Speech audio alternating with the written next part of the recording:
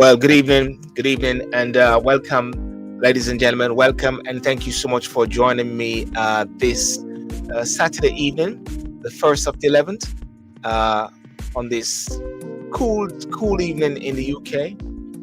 At the same time, may not be cool for those in Jamaica who are actually experiencing the aftermath of Hurricane Melissa, or should I say, Bad Girl Melissa? Is not saying it in a funny way, but call it like what it is. And and tonight is going to be talking about the Hurricane Relief Special as to how is it progressing, but just have different guests, a couple of persons coming on and talking about the whole process in that respect. Because as we know that the Hurricane Relief Special over the past days, Jamaica has been battered by one of the most, what should I say, one of the most powerful storms. Yeah, a powerful storm which many say has never been experienced for a while. We went through Gilbert. Those who know of Gilbert went through Gilbert, and but they said it is not and can't be compared to Gilbert. Actually, some people are revising it and say these things should be revised and maybe should look at it as a category 6, category 8, taking it to the next level. You know, families have been displaced, communities cut off, and lives change forever. Yeah, but one thing though, amidst the devastation, there is the level of resilience, the spirit of the Jamaican people shining through tireless efforts of first responders to neighbors. I'm seeing videos with different persons doing things. Rummy, Shaggy, Beanie Man, and Cartel says coming over to help, Spice, and all everybody just coming on board. Um, Tonight we're going to take a closer look at some of the relief efforts and the rebuilding process, and just shed some light as to even things like bank accounts, website which has been created, and some people are scammers trying to jump in on the process. So we've got to be very vigilant at the same time. So stay with us as we speak later, most definitely. And I'm going to play even a video at the start. But first of all, before we start, let's get the show going.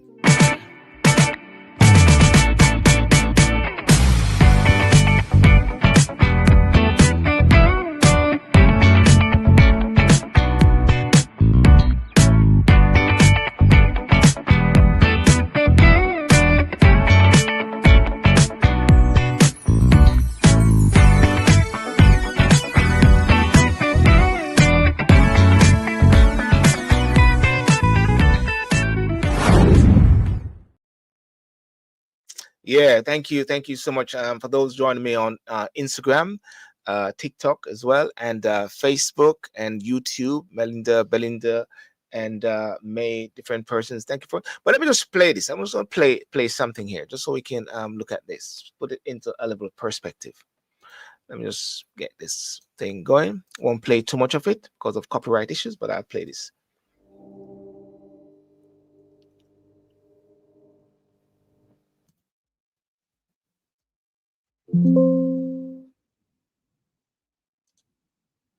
The signs bleak for Black River and its environs Thursday. Ripped up roads narrowly passable and crisscrossed with twisted power cables.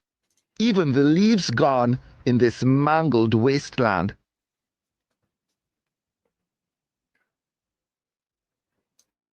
It's devastated. So bad. Folks leaving town with what they could salvage.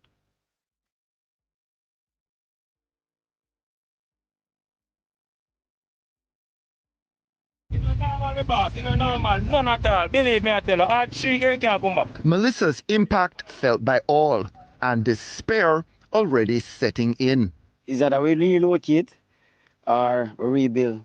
And I don't know how because we have to start from scratch. And trust me, if you have kids to go to school and all of the above, it's really rough for everybody. Everybody. Me not say, hit one person. If you say, oh, your roof on, everybody roof gone. There's no pointing of fingers if you say, oh, I was good. No, everybody get hit. This man a mechanic in town. The wind took his roof, but water surging in from the sea, sealing his misery. Water start push out lick the wall and bust the wall. Then the two vehicles, all three vehicles start float. It's a tall of water. So Basically, we're there on the beach, and trust me, if you look at the beach right now, you couldn't believe, say, at the same beach that do all of this. Pretty and nice. All a baby can go swim in it now. Surprised he could still smile. Them too, given the awful stats. Maybe 5% of rooftops are still standing. Everybody else is gone.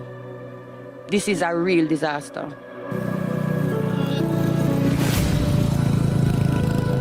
Finally, in Black River itself. Where to start? The mud.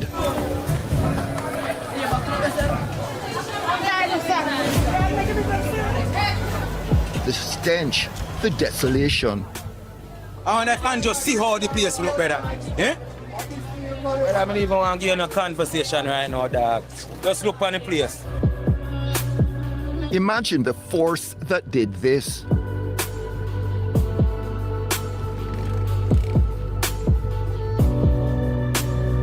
Good afternoon, my name is Tiffany McDonald. I live in Vineyard, my house blow down, I don't live anywhere. People yard me catch me, have a 5-year-old, I need help. Help at Black River, me come and look food. I'm heartbroken when I came to Black River on the bridge. I burst out in tears, crying straight to the hospital. Stories of desperation, but also of resilience. Eventually the breeze blew my window off, and I said to my grandson, come, let's take the mattress off the divan. And I put the divan on my window, and I take the dresser and I brace it. And when I looked, another window was getting out, and I said, come, let's put the wall rope there. And we put the wall rope there and we brace it. If not, my 2 windows would come out, but thank God I have life today. Well, just playing that just for a moment there. As you can see, some of the figures there, the images is very bad. You know, they call it gruesome. It is like they say ground zero. And I was actually speaking to someone just recently, and I was thinking to myself, persons who are actually trying to find family members. And one of the things that I find very useful, in a sense, where they would mention it on Facebook or social media, and somehow it works where they can find somebody. But somehow in some areas, what I'm getting to understand, some areas are so deep, some areas are so far deep within that it's getting on to night now, and apparently they are in darkness. Apparently they are in they're hungry, and apparently the Wi-Fi is not there.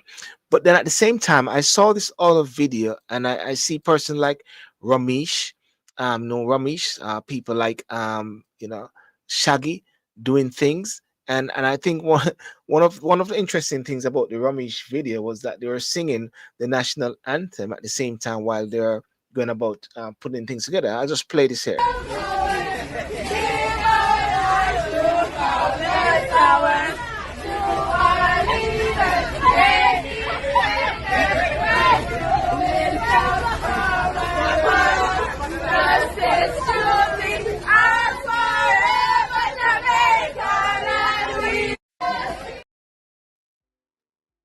Yep.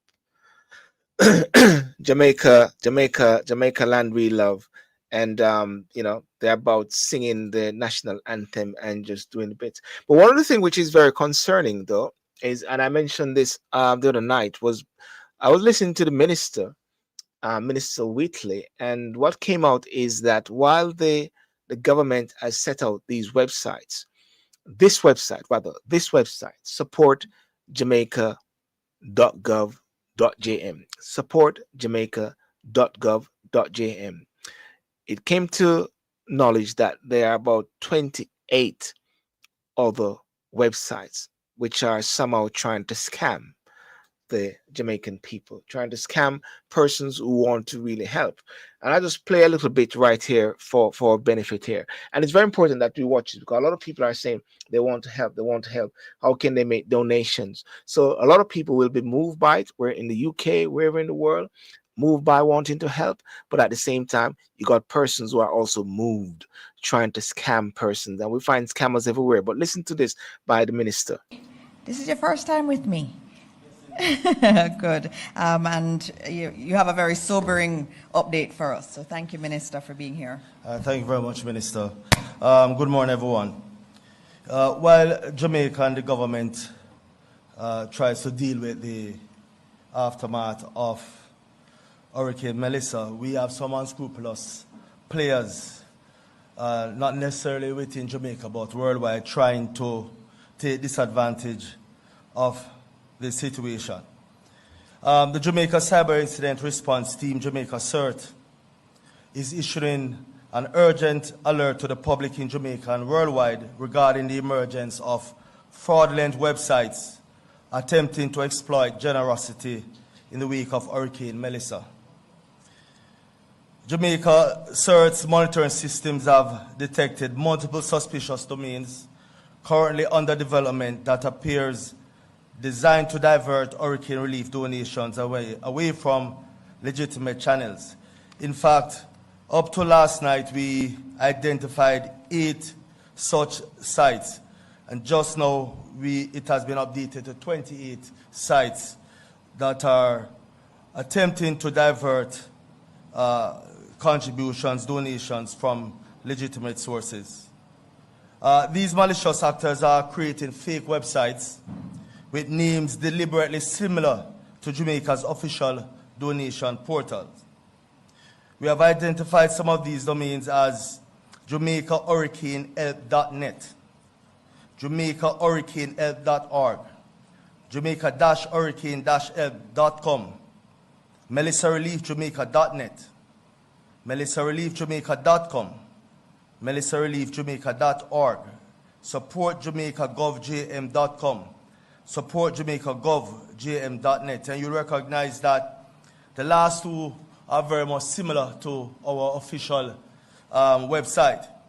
The main difference is that all of our websites, our official website ends with .gov.jm.com. What you have identified, ladies and gentlemen, is that these sites are at varying stages of development. But Jamaica CERT. Yep. So, just to be aware of these things, and I'm going to bring in I'm going to bring in Rosemary Binder. Sorry, Rosemary. Something just came through a while ago. I thought it was somebody else. I'm going to bring in Rosemary Binder, and so let us have this conversation as much. Rosemary, what's going down? Nothing much in terms of the happy. A lot of happiness also because we're seeing the reaction to this devastating hurricane in Jamaica. We're seeing so much pain. We're at a distance. It makes it doubly hard because we would love to be there on the ground to be helping our brothers and sisters, but we're doing our best from where we are. Thank you for having me on the show. And it's very interesting what you said right there. There's not much we can do wherever we are right here now. And we're looking in, and I was thinking to myself, actually, the other day, Rosemary, I'll be very honest with you. I felt like it was a hurricane outside. I somehow felt like I was a part of the whole process, waiting. I found myself buying. I bought some extra bottle of water. So I bought some extra bottle of water. So somehow I felt like they say when a woman is pregnant, the man sometimes feel it. So as well, when my wife was pregnant, maybe. So in a way, I was feeling that same pangs of being away from home, but actually still feeling a part of the whole process. You know what I'm trying to say? And I'm sure a lot of people overseas feel like that. Yeah. Yes, Silborn, I'm sure that many, all of us Jamaicans, though we've been out of the country, 99.9% of Jamaicans their hearts remain Jamaican. So whatever is happening with our country, wherever we are, it really affects us because it's the same thing like you said. I felt like our lives were put on hold. It started, then it was gonna come. And then, for example, in my case, I was trying to convince my mother that she couldn't stay alone in Kingston and live this through.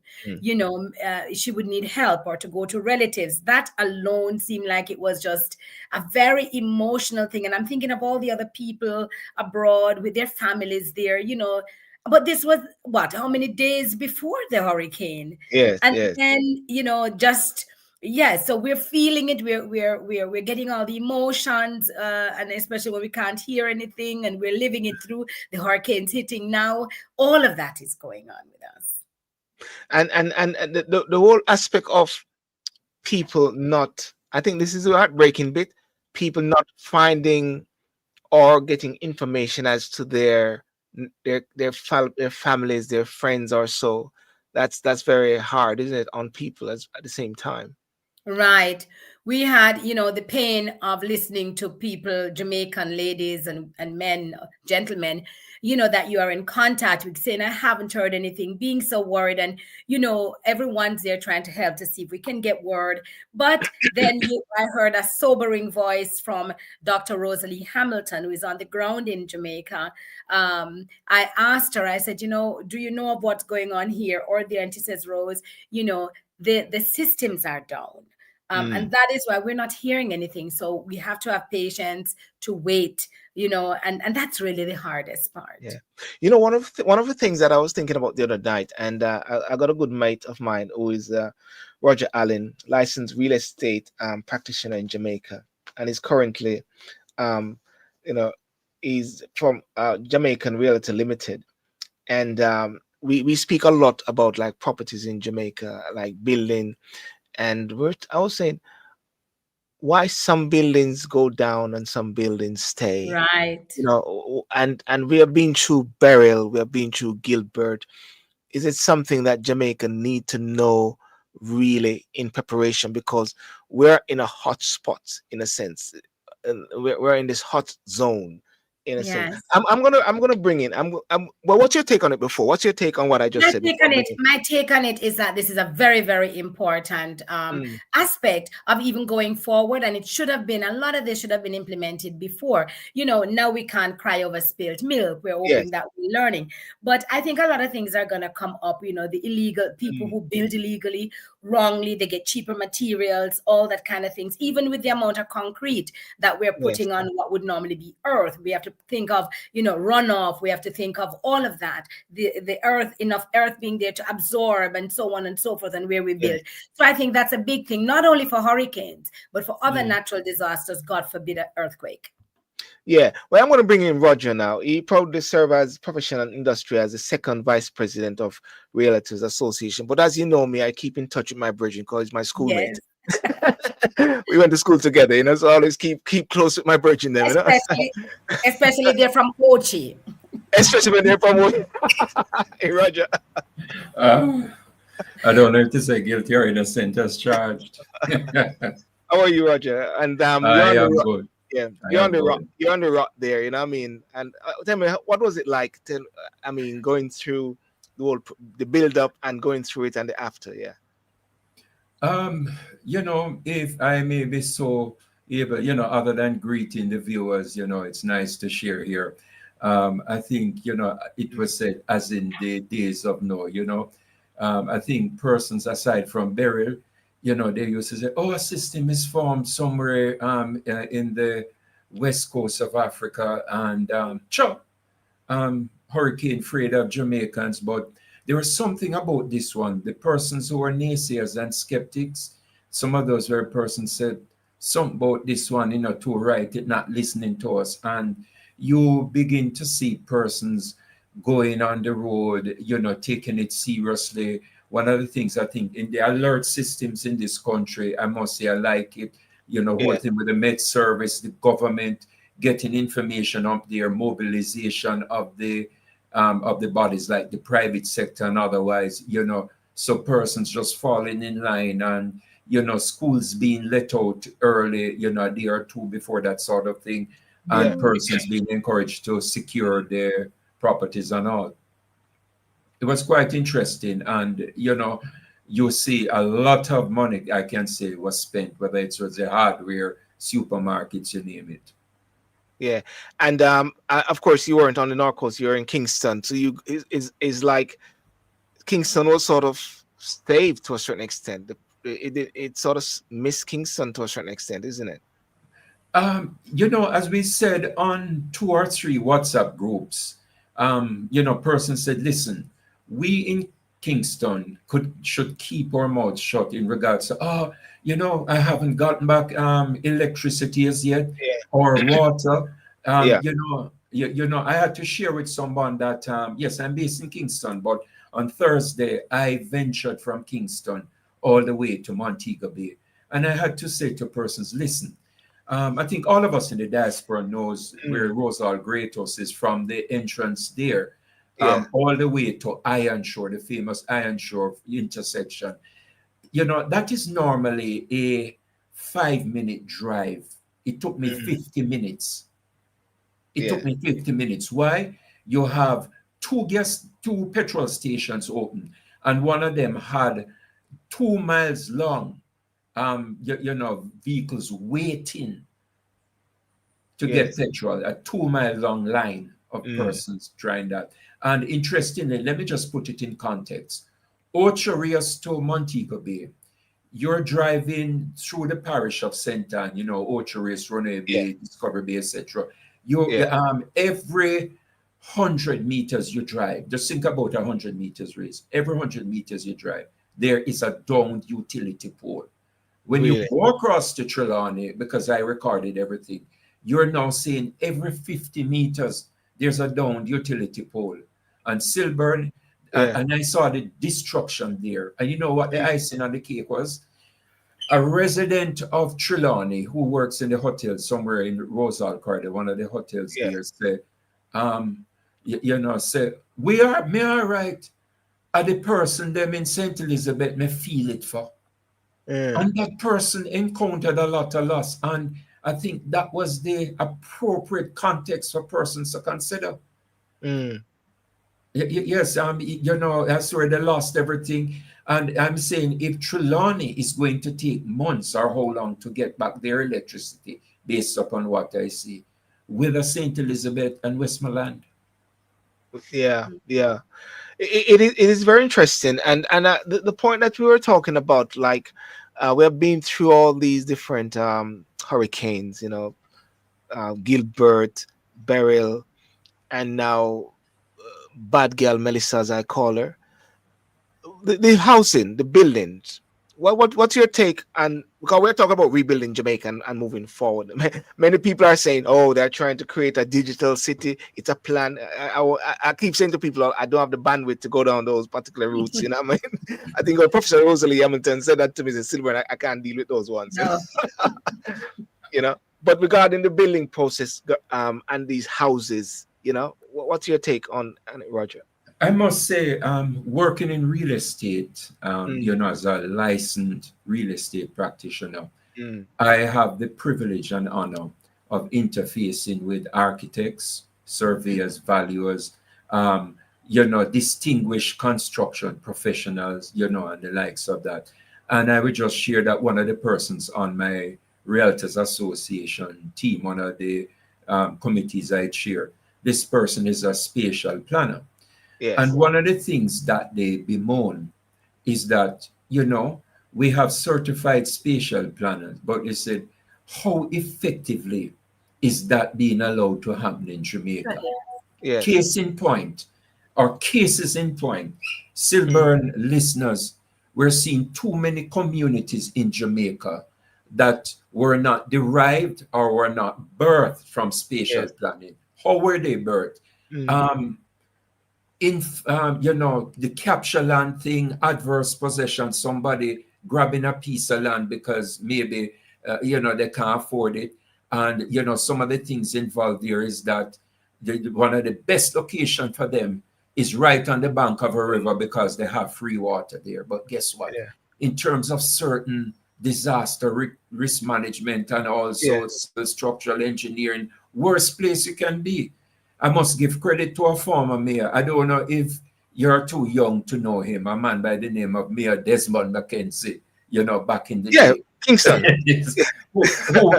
who was very, our local government minister now, who was one of the mayors, who was very strident about that. He said, listen, man, you're on the riverbank. And the country and charitable donors paid out how much millions, in relief efforts where you're concerned. You cannot be building up back something there on the riverbank. The next heavy rainfall, and as he's quite aptly put it, it doesn't have to be a hurricane. Just, you know, an hour or two of rain, and then you hear that the structures or dwellings are under threat, and not to mention the potential loss of lives. So these are some of the things we have to look at. So you say, where are the elected representatives in this? And I'm not casting blame on one side or the other, but we have to have that will to act. Because let me tell you, we have some of the policies, we have the legislation, but I heard Rosemary Francis, mention, speaking about that. But where is the enforcement and the action? That is something that we need to look at, right? We need to look at that. I was saying to a friend who I'll say is unnamed, our building practices, basically construction practices. I've seen this administration say, listen, we are not into patching roads. We are into rehabilitation of roads, that sort of thing. Nice comment.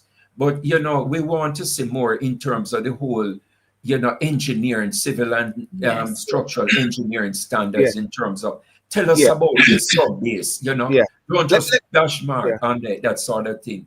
Let me bring in Rosemary. Rosemary, what's the point you wanted to put to Roger?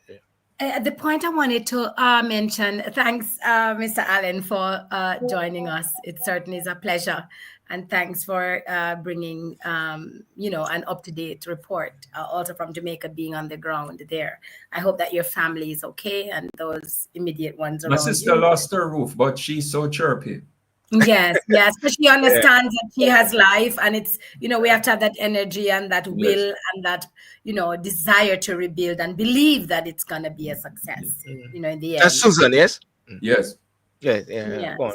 Yes. Let her know that we are here. Anything that we can do to help. Yes. I tell you, family and friends have rallied around her, and, a lot of what you're seeing with her, you're seeing it in Black River, Westmoreland, where the village is there for the child, so to speak, the affected communities.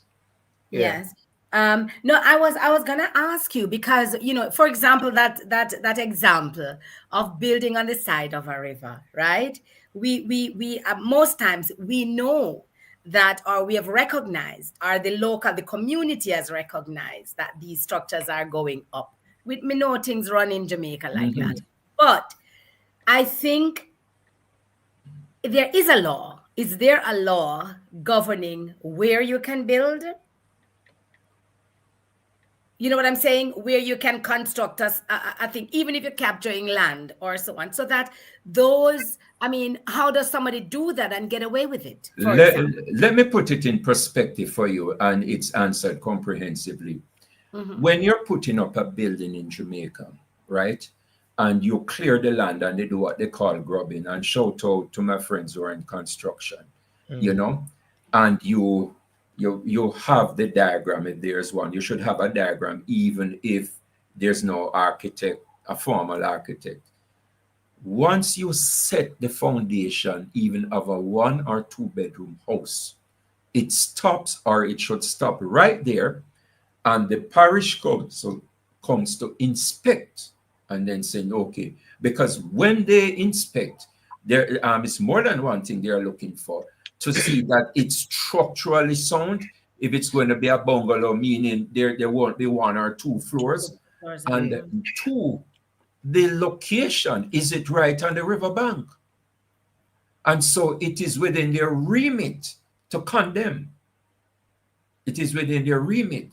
But I will say this, we know Silburn, we're not born yesterday. We know that a number of structures in Jamaica, the parish council doesn't know about the erection of those structures.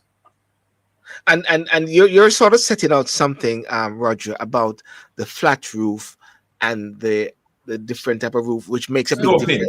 The sloping. Yes.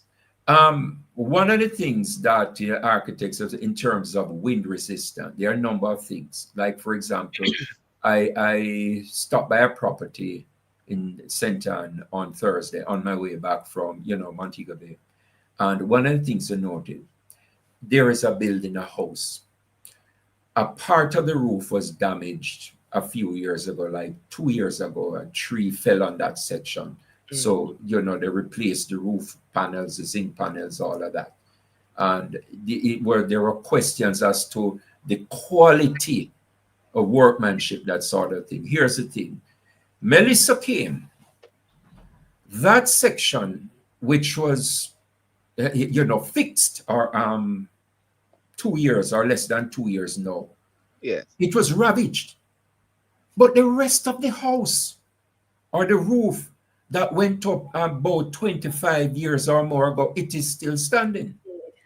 What is that saying to you? Yes. Because let us not say, Rosemary and Sidiel, that Melissa was prejudiced to one side of the house where the roof is concerned.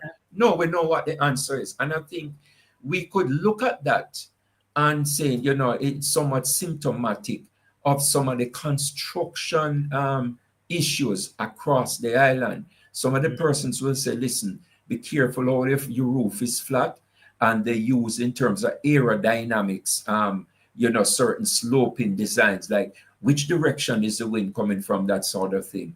Is your contractor using nails or screws? Or screws. Is he using a hurricane strap, a tie strap, that sort of thing? Are they using the metal strap? These are some of the things. You know, do they also have the what they call the subroof, you know, that membrane below it? Some of them say, listen, I'm going to do a water resistant layer just you know, just below it, that sort of thing, right? And let me mention this because I think I have to do justice to the fact that there are so many Jamaicans. When the NHT was set up, it's the only route via which they can acquire a home. There was a community, there is a, not was, or it could be, there is a community named the Estuary in Friendship, St. James. And I want to think of the name, the Estuary. And it could be some hints there as to the sort of land or area it was. Do you know that as an NHT development, you can go online now, just go on Google and look up the Estuary St. James, and you see the flooding. Now ask the question, was water runoff factored? The buildings are still standing. In some instances, you've just seen the roof of a vehicle parked at the premises there. Now, why would an entire community be flooded out like that? And I'm saying to you, you know, we have to call a spade a spade. You know, we have to realize that there are some deficiencies along the way. But I want to say that whether you are government or opposition, I would urge our legislators or lawmakers to look into that, because you can't have a state or a government institution that looks about homes, the housing trust, and we're having this sort of thing. People's hard-earned money, and it's going down the drain like that. And you see, and Silburn, you understand where we're coming from. We are not knocking one P or the other P. All we're saying in terms of, you know, certain systems that are there for oversight, totally unacceptable. So therefore, what you're talking about now is that moving forward, these are things they got to be very, very stringent on and very focused on, because you're gonna have is it flood prone? Talk to what is the natural flow of water. You know, you do your homework, you will see that the persons who would even do civil structural engineering, they're going to be looking at that sort of thing. And I had a misgiving, you know, and you build up acumen, experience over a while about concerning a property a year and a half ago. And, you know, we were supposed to take my client to look at the property. They're interested in buying it at the time.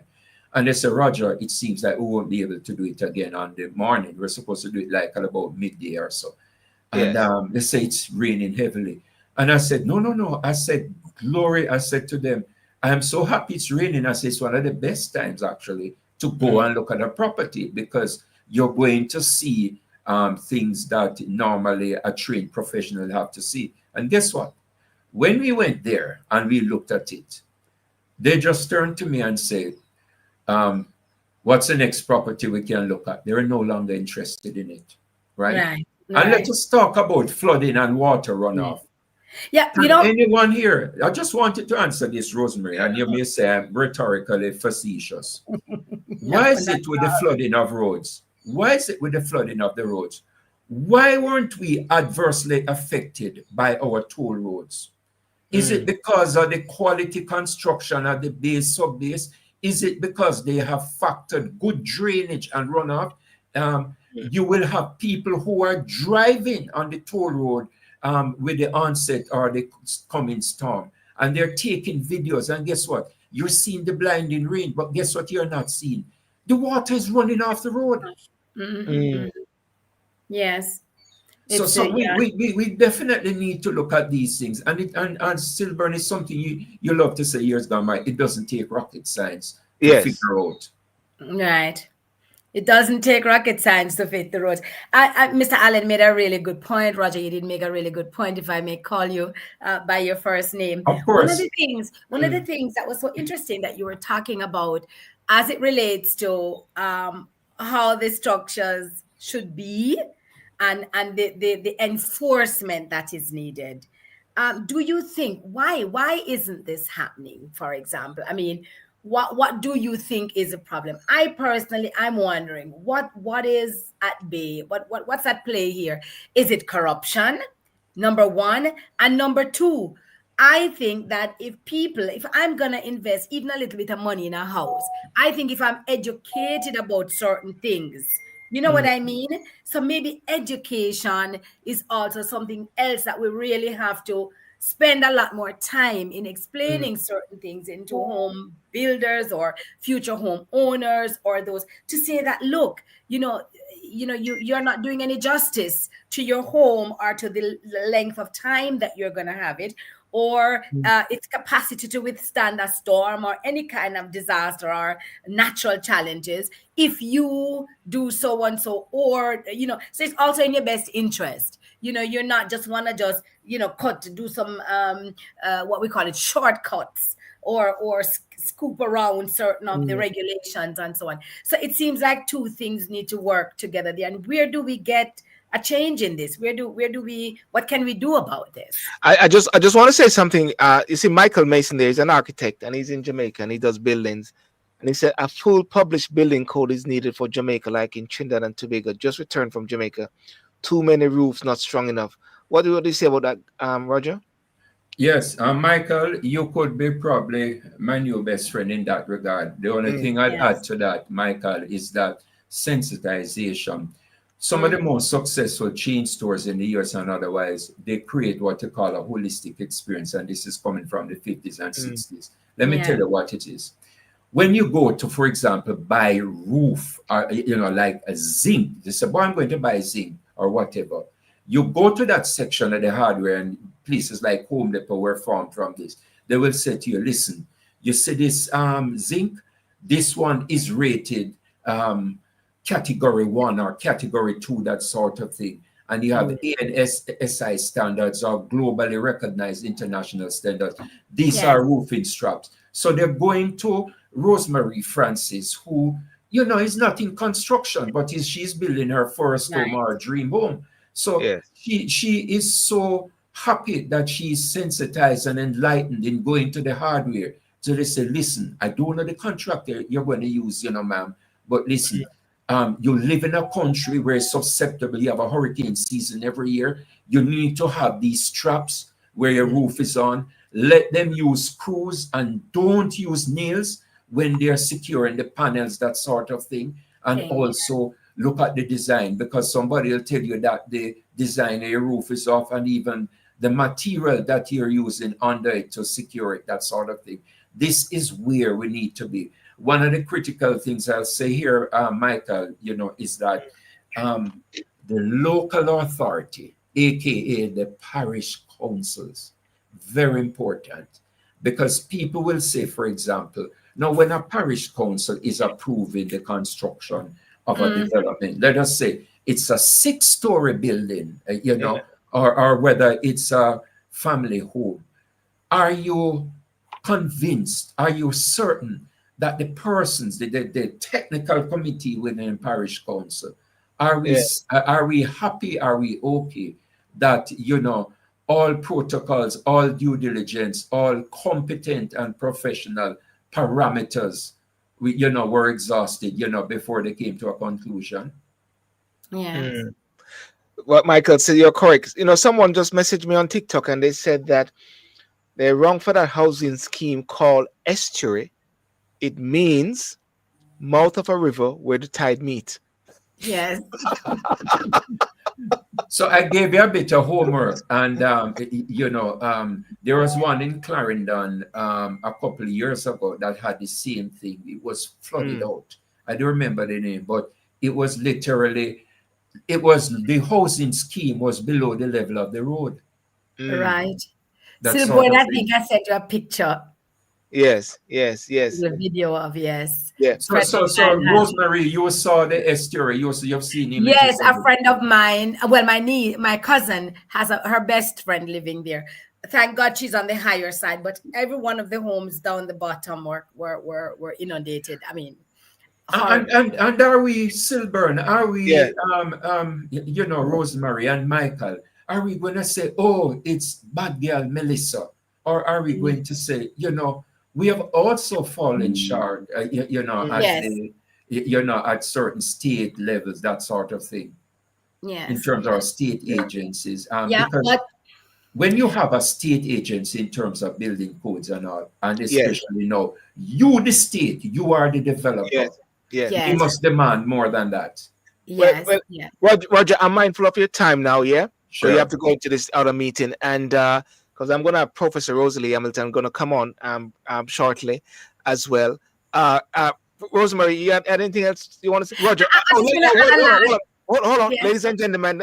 There's Roger details there going across the screen.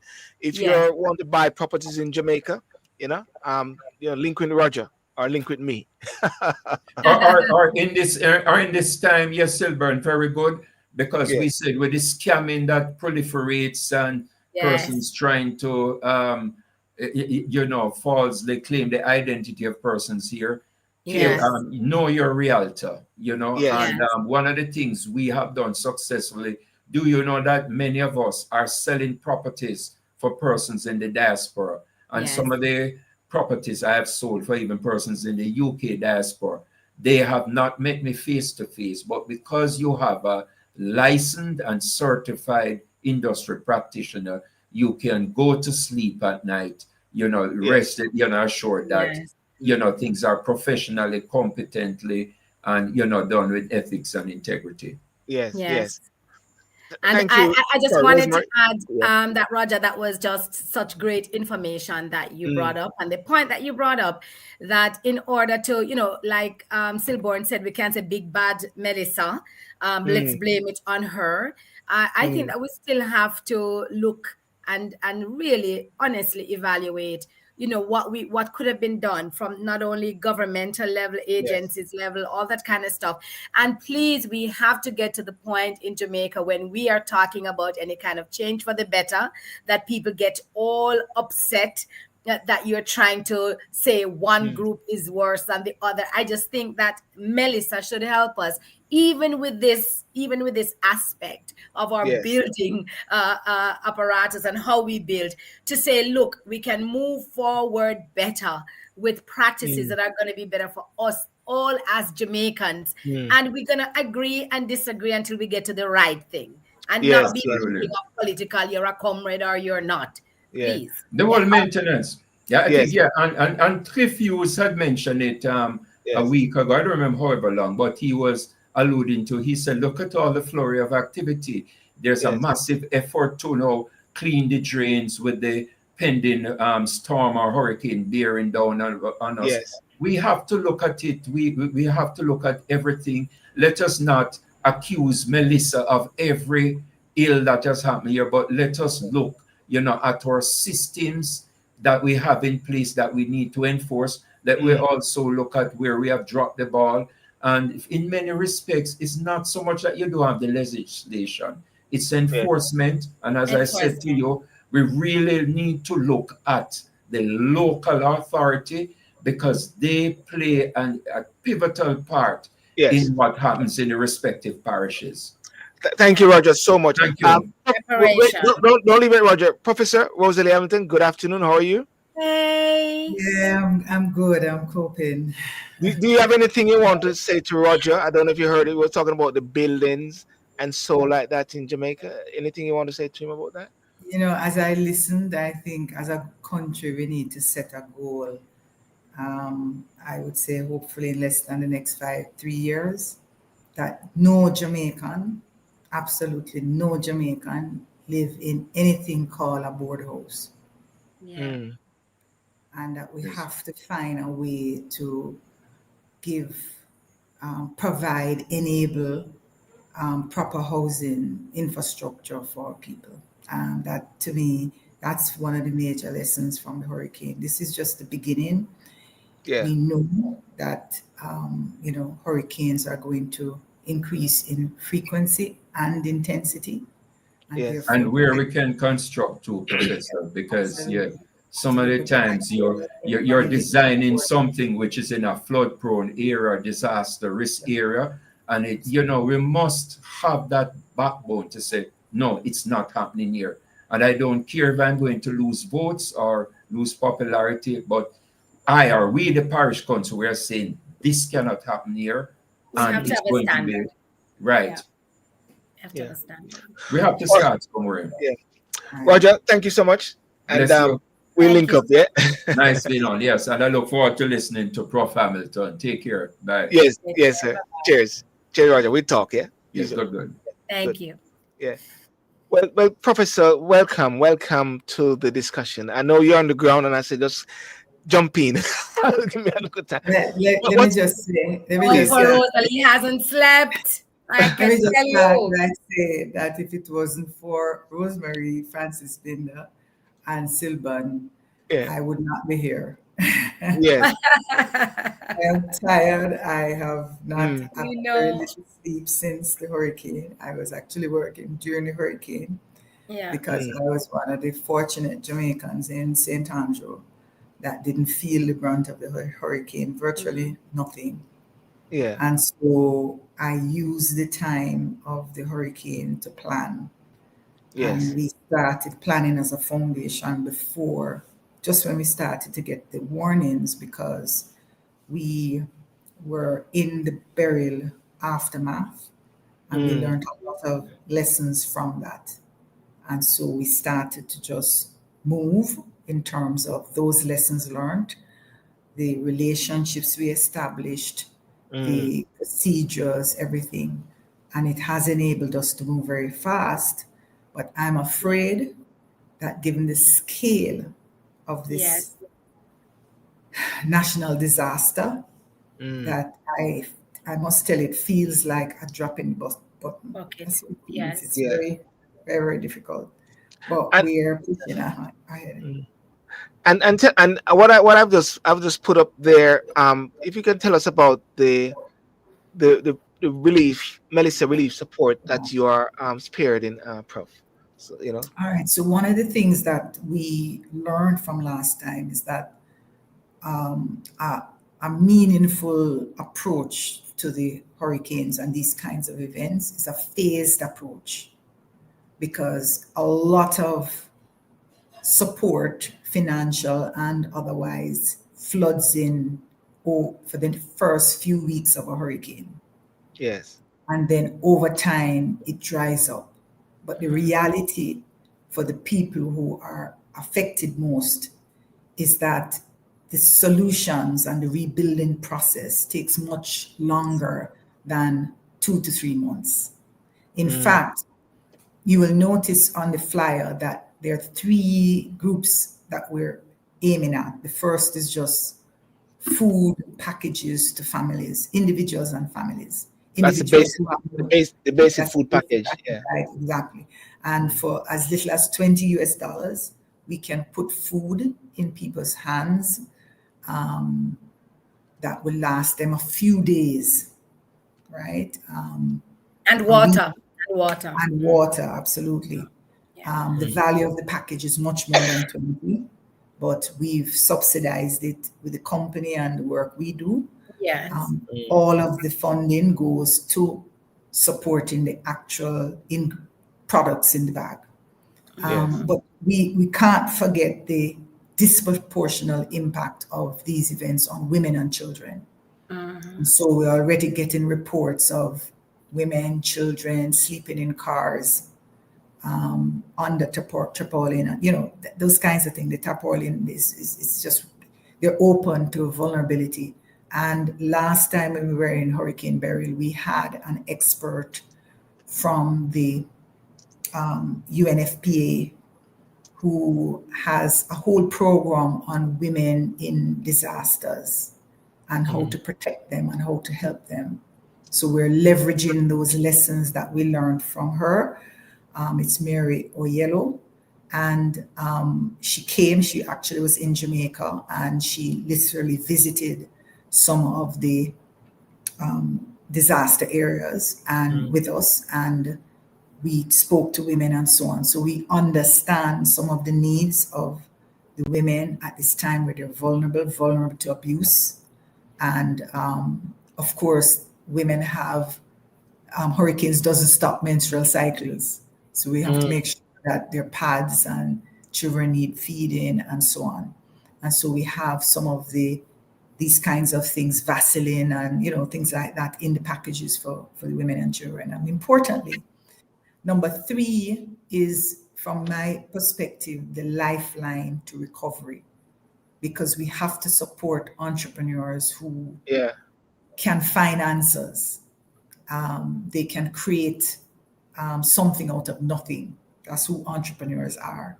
Yes. And communities, they're in the corner shops, they're in the cook shops, they're agricultural people, they're, people who know how to create income and sustain income for themselves and their families. And so we thought it was important then, and we're repeating this time, targeted support for the businesses. And that would include helping to physically build back the structure. One of the success stories we had last time in Beryl is that there was a shop that was flattened. Nothing was there.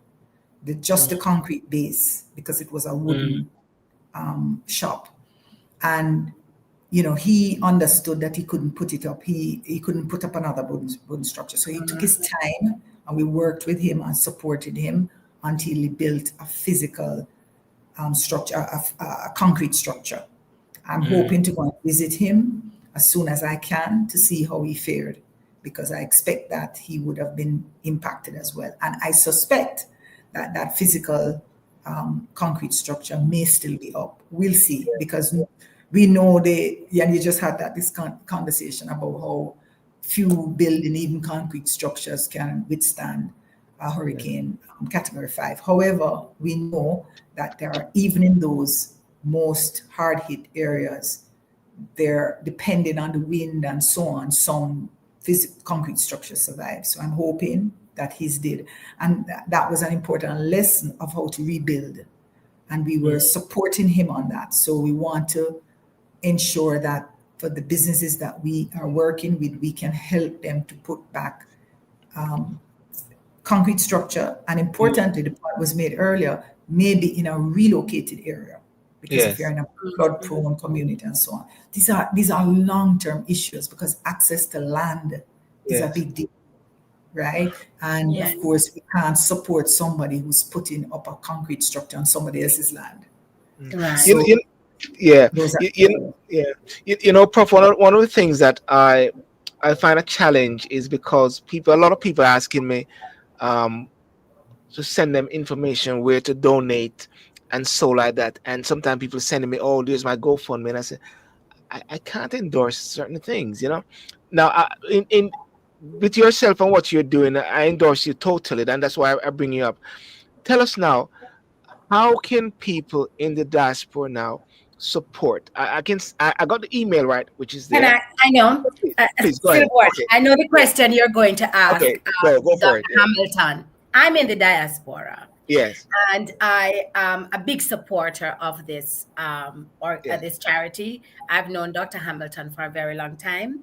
And when this got started last year on the Beryl, I knew without a doubt that I could donate, and I would know really exactly where my money is going.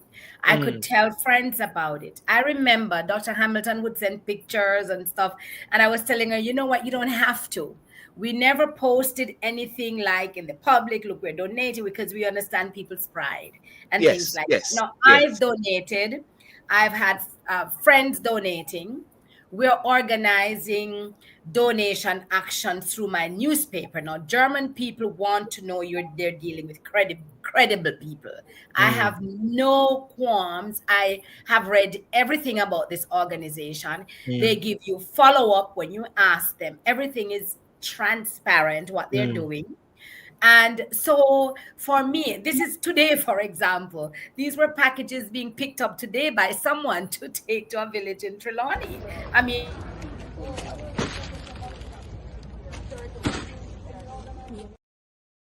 through the Sorry. Alaska Yeah. Foundation.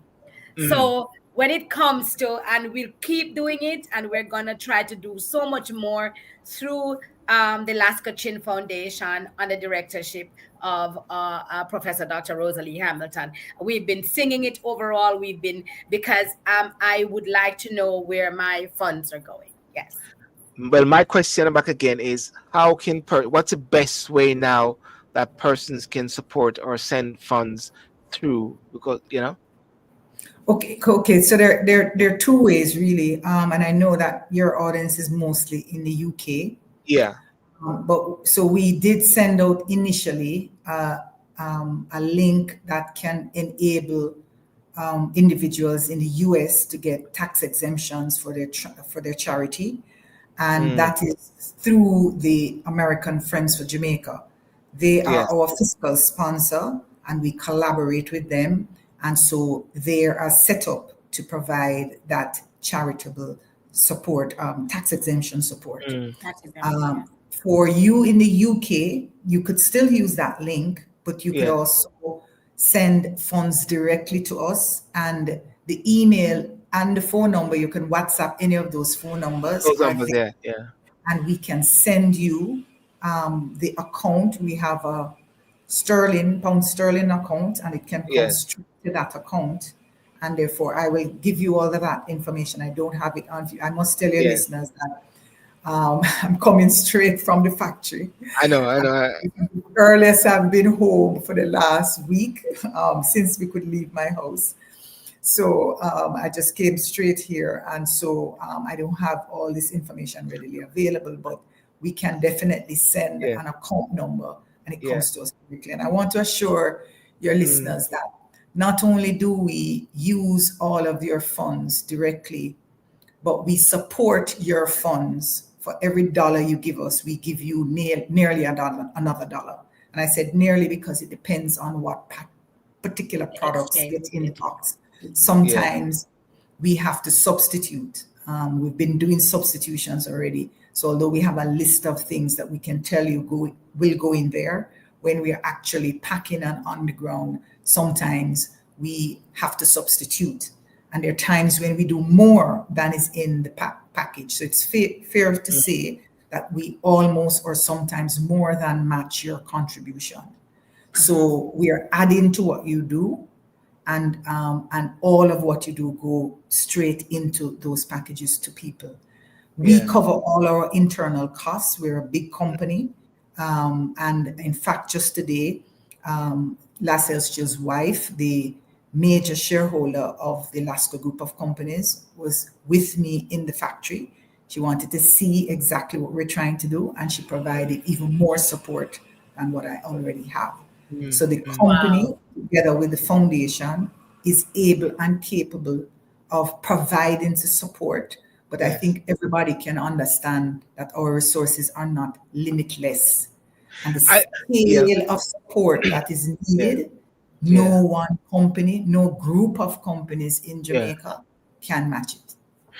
I like the point there, because like I met a guy today, was in a supermarket, and he had flowers and all those things in the back of his car, and he said he don't want to send it to no government, he must send it directly straight to the people in there. Of course, that's going to take 4 or 5 weeks to reach. You know what I'm trying to say? Yes. But with you, Rosalie, with you, Professor, what you're saying is that you've got the foods there. You just need the money to access these things, and waboom, it moves fast, isn't it? Absolutely. Yes. And I can tell you that Yeah. the people who do not have the capacity to ask for the help are the people who we will give the help to. We don't need anybody's help. Right. Because we have the capacity to give people who we see, observe, and we know are desperately in need of help. They can't send an email, they can't make a phone call, and they have nobody to represent them. Exactly. Many people in the diaspora have people who can advocate on their behalf, and they can mobilize at least some funding. And as I've already explained, what it does is enable us to do more. Right. Because there are limits to what we can do without any support. But Right. with your support, we can go much further. And so that's why we joined the appeal, and we work mainly with partners we know and who know us, like Rosemary. Rosemary has been working with me for some time. We've known each other for a long time. And I must tell you, a big part of philanthropy, in the philanthropy world, I must tell you, is trust. Trust. Yes. And no major philanthropic organization is going to give an organization that they don't trust. And so I am working with a lot of international organizations who have committed to supporting. I've not seen the support yet, but it will come. And that's why I know it will only strengthen our own capacity as a company and as a foundation to help. And we're here to sorry, Rosemary, you wanted to see you're coming in. I just wanted to say something to add to what Dr. Hamilton said about the people who can't ask. You know, they're not represented by anyone. I remember when they went to Mitchell Town, for example, my village, it was the church who Rosalie's organization worked with to find out the names or the people who are ill and infirm and at home and are elderly. And so some of the donation could go to them also. They're on a list, you know, this working together and finding partners in the community. And it really worked because, you know, I could make sure that my family and friends got something, but that the rest, you know, so it's like using one action to take care of so many things and knowing that the organization LASCO understands how this works. The foundation understands how this works. I have a question quickly, Dr. Hamilton. When I sent the link to Silborn, it went to where it says donate once, donate monthly, the 225, 50, and so on. Is that the one that works? Because I sent that link to Silborn. We could probably share it. Yes. Even now. Yes. That's the one. Yes. That's the one I've been sharing. Yes. Right. Okay. Yes. So that's a link that also comes directly to us. If people are not concerned about tax exemption, especially if you're not in the US, then you can send it directly to us. We have been working directly with people like yourself who want packages for particular communities. That's a very granular intervention, and we can do that because we work with individuals who can pick it up or we can deliver it to them. And therefore, you know, when we do that, we just do a straight transfer to the account. The link also gets it to our account, and that works as well. But I think the audience should know that we do have the capacity because of our very strong network. We're working currently with the New Testament Church of God, and also are working with the Anglican Church, and we are establishing relationship with other churches in the affected communities who can partner with us to get it into the community. I wanted just one thing. I was very impressed when we started to work with the network of pastors in the New Testament Church of God, because the first home we went to, when she showed us the damage and so on, roof blow off, whatever. And when we were leaving, she pulled me over and she says, "Who are you?" And I said, "We're here with the church." And she says, "I don't know, that's church. That's not the church I go to." And I was really touched by that, because these church members were not just looking out for their members. Their own, yes. They were identifying people in need They don't ask any questions. They just identify them and provide help. And that's exactly the partner we want and the Yes. partnership we have. That's very important. That's very important for me. Yes, yes. And tell us before you go, what do you see the landscape like in Jamaica? I mean, St. Elizabeth area, which nobody seems to be able to get there as much as possible, and people are really feeling it, even leading up to the next night now. You know. Westmoreland, for Oh, example. Westmoreland, yeah. Yeah. Let me just say that people have seen images of Gaza, and increasingly Jamaicans are saying we have our own Gaza here. The devastation is complete in certain communities. Black River, as any Jamaican listening to me knew it, doesn't exist anymore. So, and I've also heard comments that the social media posts are only a fraction of the damage. That it's 3 or 4 times worse, right? I am going myself tomorrow because I've been really just focusing on strengthening our internal capacity to respond and building up the relationships. We have not only the church network, I'm working with a network of corporate foundations and other foundations. I'm working with international organizations, donor organizations. I'm working with regional organizations. Importantly, the Caribbean Philanthropic Alliance, I chair that organization. And they're also looking at other countries beyond Jamaica, Haiti, and other countries that have been impacted. And so we have a big network that we are collaborating with, that we can turn to for support in areas that we can't provide assistance. And so the second phase is we're trying to do assessments of the needs. So we have the instrument already. As soon as people are connected and we get the partners on the ground, we will put this instrument in their hands and we will collect the data so that we are very clinical in who we support and how we support.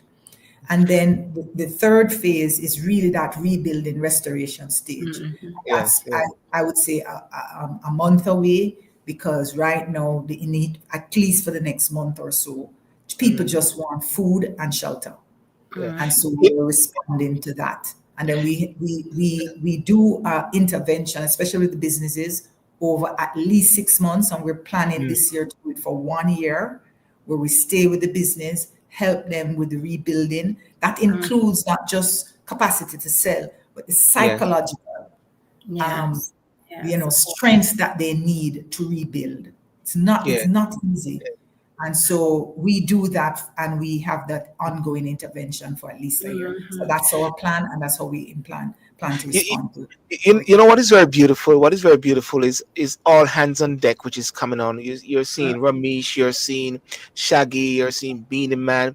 Everybody is coming on. The government is doing their bit, which has to be commended at the same time. But we have to recognize that we can't wait on government to do everything. You know, I'm trying to say, and government expects us to do that. Now, tell me now, because I partner with you with civil society, and you've been a regular, my friend now. How can I in the diaspora, how can people in the diaspora help in getting the word out more?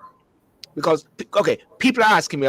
I'm getting a lot of people saying, okay, people, listen. I'll tell you this. When they had the picker thing recently, and they came here to do passports, and I promoted it, some things didn't go well, and people are still even blaming me because my voice was there, because they're trusting my voice. Now, people are coming to me asking me, where should I put the funds in? And of course, I'm directing it here. How can I, our person diaspora, help your organization, LASCO, more effectively? All right. So I think there are two ways. The immediate need is great. So whatever financial support that we can get, we will mobilize. Yes. We're also partnering with organizations who want to bring stuff in, and we can help with the distribution, because we have trucks going out, we're doing stuff. So again, that's something you have to call us and say, this is what we can do, and so on. There's some people that we're able to work with, and others we say we don't have the capacity to deal with some things. So Yeah. we're very upfront with that. But the immediate need is the financial resources to leverage food and water to the most needy.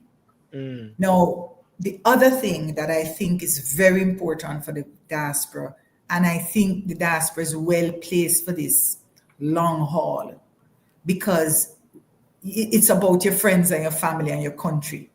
And we have to rebuild, and we're not going to rebuild the damage of Hurricane Melissa in 6 months or 1 year. It's not going to happen. Yes.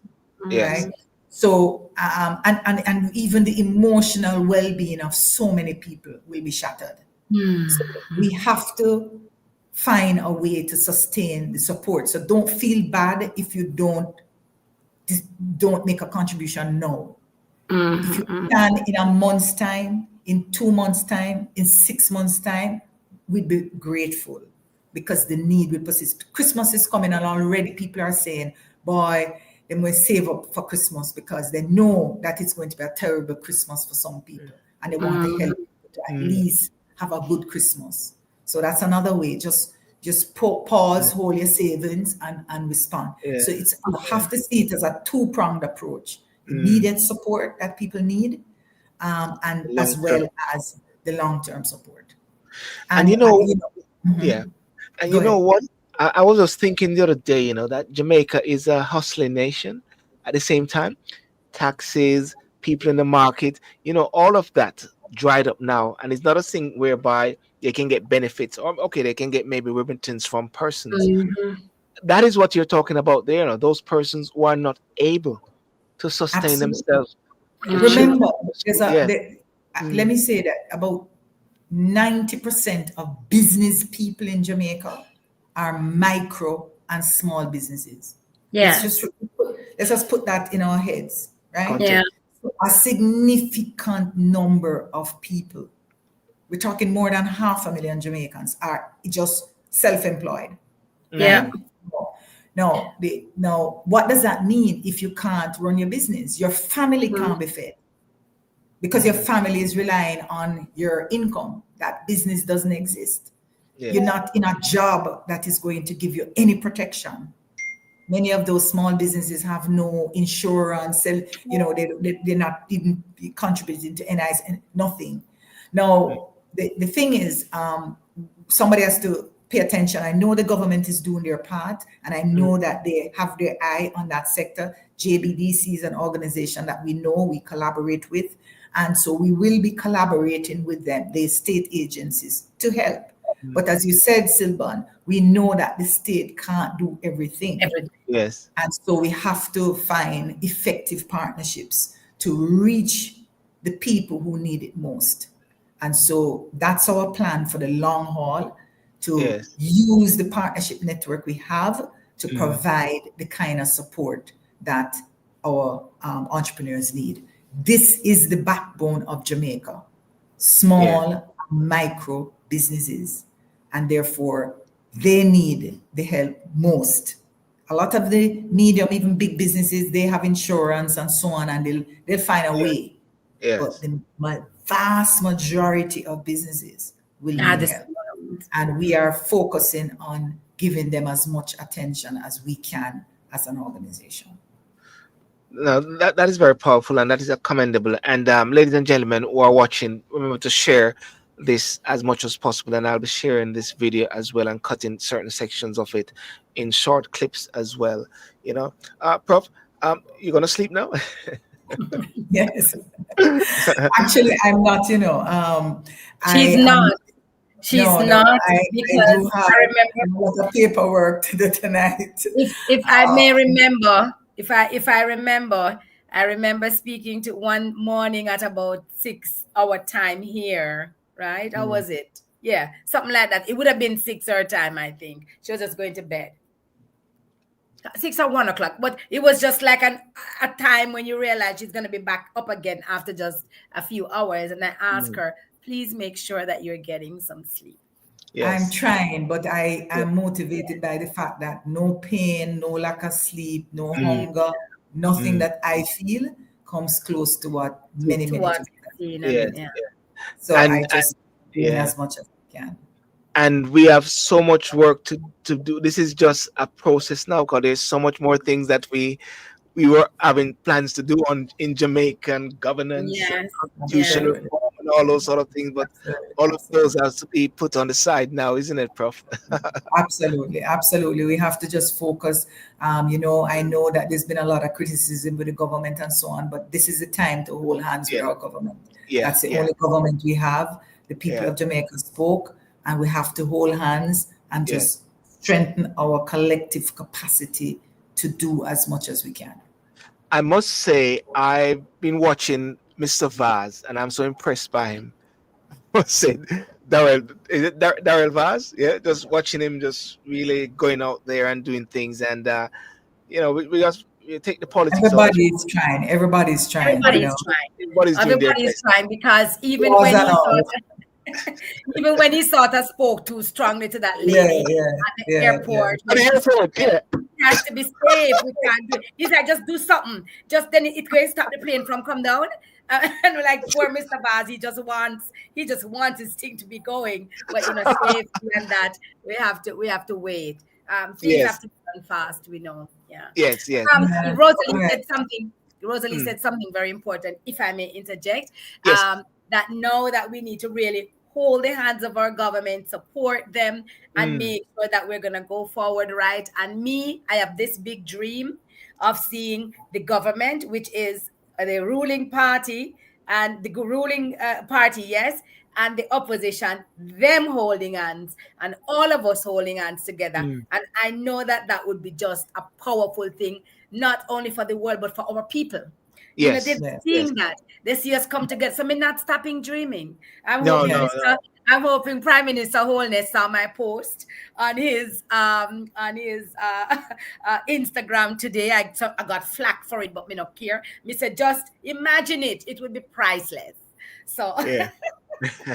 Yeah, well, definitely. you've heard it saying, let's build back better. Let's build Yes, back better. yes, Let's yes. do that better. Okay, All okay. Jamaicans Yeah, benefit we're All there. right. Yes. yeah. Thank you so Professor, much. take care. Yeah. Rosemary, you stay there. You don't go nowhere. Oh, Professor, Professor thank gone back to work. yeah. Thank you so much, Professor, and all the All best. Yeah. right. Thank you so Thank you, much. All the Rosie. Yeah. Thank best. you so Yeah, much. Thank you. Thanks good, for Bye all you bye. do. Thank Thanks. good. you. All right. Thanks. Bye. Our Yeah. greetings to your team. Yeah. Yeah. Yes, because she's got an incredible team. Yes. Yes. It's a lot of work to even I, get those I packages. tell you what, I'm doing the rounds because I've got different persons coming on at different times, and we've got Miss Jacqueline Bryan. Oh yes, She please make sure. Yeah, she's the president of social workers, and she's gonna Then we come in can with her. talk about stand up for Jamaica later, or you want to get Yeah, into the yeah, yeah, and I'm gonna bring her in as well. Hi, Mhm. Jackie, how are you doing? I am fine, thank you. Got back water today. Not Okay, very much full, but a trickle, but I didn't have any before in the pipe. So I'm happy to have the trickle. Just put the stuff underneath the pipe and make it go and take the time out full up. and you've got lights. You got light and Yes, I got light Wi-Fi. before. Okay, I got light before. Yeah. Rosemary, you've met Jacqueline before, haven't you? Have you met Jacqueline Um, on here before? I don't think we unfortunately, have I met. have not. No, we Okay. have not met. Well, Jacqueline Bryan, Rosemary Francis Binder. Rosemary's here she's in Germany.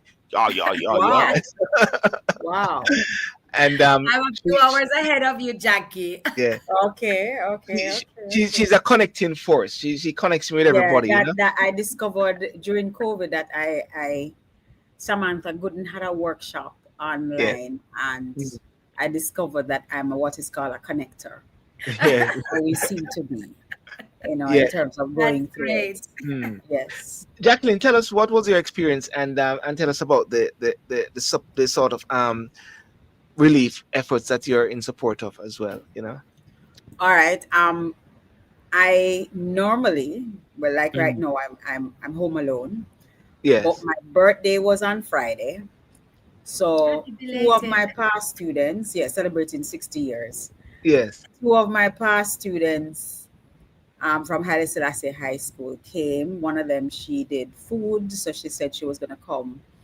She came from Thursday, and she was going to be cooking my dinner and my Mm. breakfast for Friday. and the other one, she is a practical and came with the intention.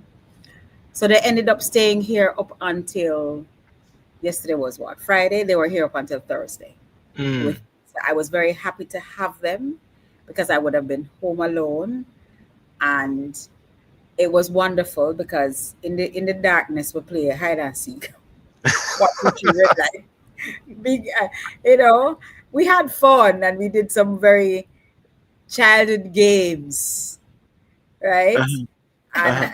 and that passed the time. And I grew up with my mom and my grandmother, so I'm always prepared. I don't have to rush out and buy. Every month you'd buy an extra and put it aside. I Yes. had kerosene oil. I actually had to give some to a friend of mine. We have a kerosene oil lamp. We have a Is that home? candle. Is that home sweet home? You got home sweet home? Yes, home sweet home. Yes, one of those. With the So lampshade, polish, yes, clean, one of those most lamps, Mm. glass lamps and everything. So we had that, and we were here waiting for Melissa to come, and I stood at my backyard. I think I sent you a photograph of Yes. the wind in the trees at my Yes. backyard. And Yes. I remember. Yeah, that one. dancing. Yeah. They were dancing in the wind, and I have not lost any trees, thank God. Mm. wow. My sweet sap sourtop tree, my ackee tree, they're Sweet still stuff. there. Yes, they're there. Sweet sap, sour sap, ackee, all my trees were there. I have to And take Jackie. I have to take your address. whenever you come, when they're at When you June, well, come, I the know where I'm June plum coming. had just Oh my finished. I was able to get most of the June plum off just before, Oh my and, goodness. and give. So I have, Oh, because I've such a always, my thing has always been, I need to have fruits, and so I planted them. Right, so I had, and I was able to see them dancing.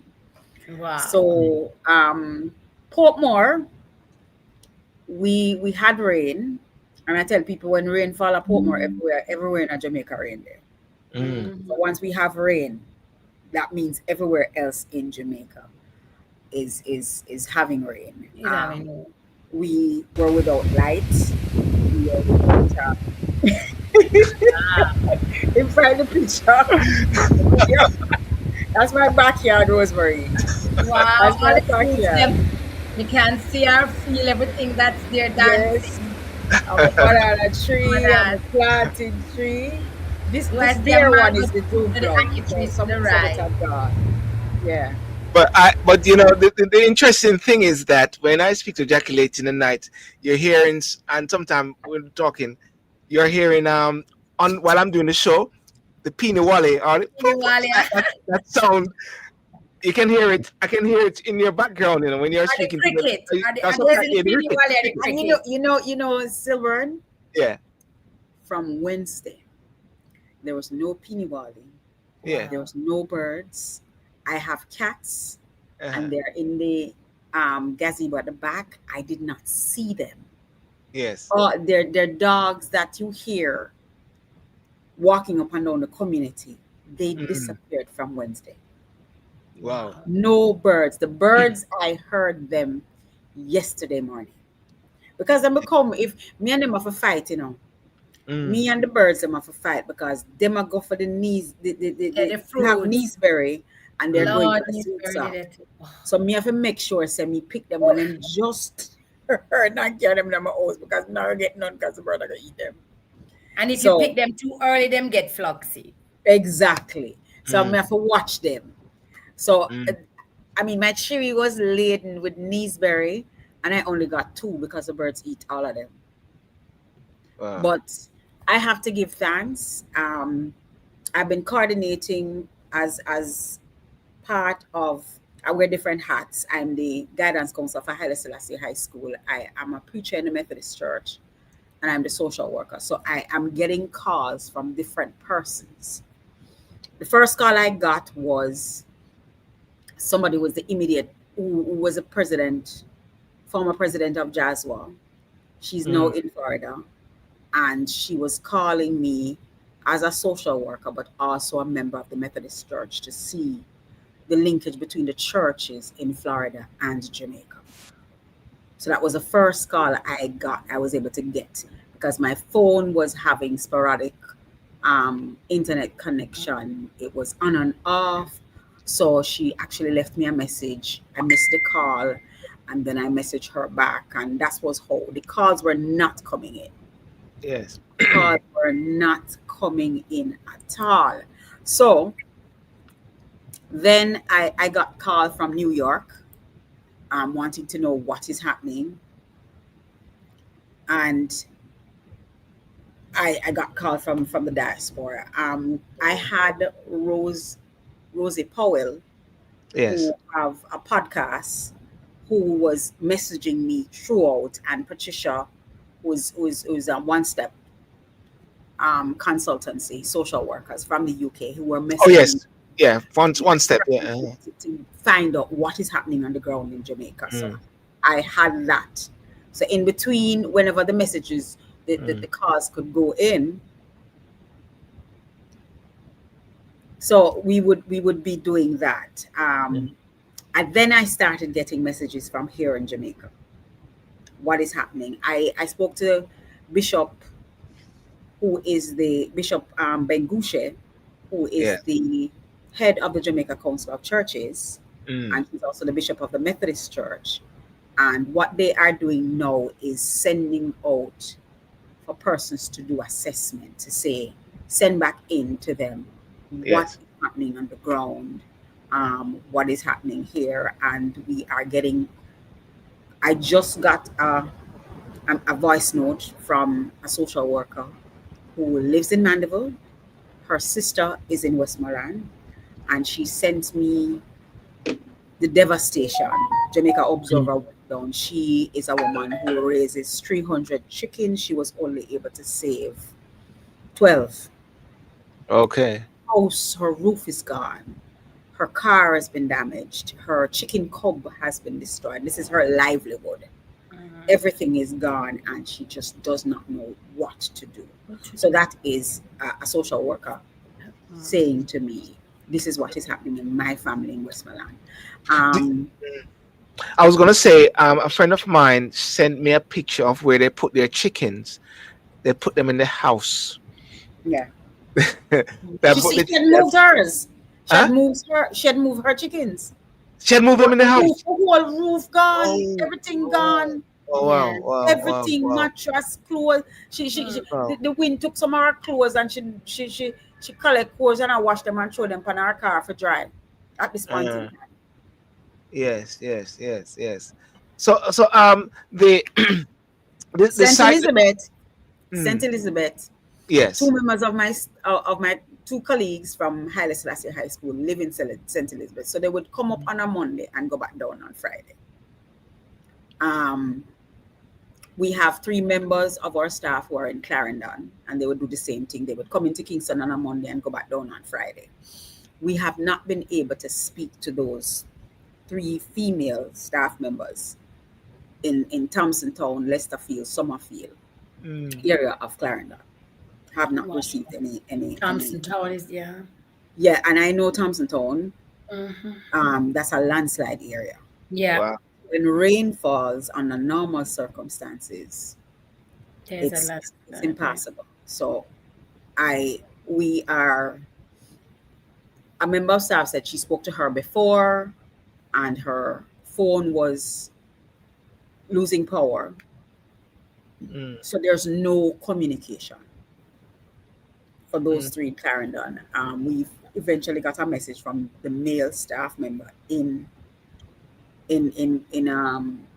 St. Elizabeth, but not been able to get in touch with the female staff member. So we don't know what is happening with them. So that's St. Elizabeth, Westmoreland. St. Anne, I have a member of my church who they're originally from St. Anne, Pigeon River. Message that she has received, because her mother used to be there, but her mother is no longer with us, and she would go down on a regular basis. Almost every weekend she be in St. Anne. She says roads are impassable, so she can't get to go there. And her relative have said that their water has come into the house. Not the roof is a little bit damaged. So I can report on St. Anne, St. Elizabeth, Westmoreland. Yes. And I'm a graduate of Clarendon College, class of 83. The vice chair for Red Cross is somebody I went to school with, and she heard her job because they're volunteers. They don't work with Red Cross. They're volunteers. My mother was a volunteer with Red Cross, and you're putting this up for Source Farm. Source Farm is a place that I've been to with students. Okay. And the visit was sponsored by the Rastafarian community, because it's Massey High School, and it is an eco village.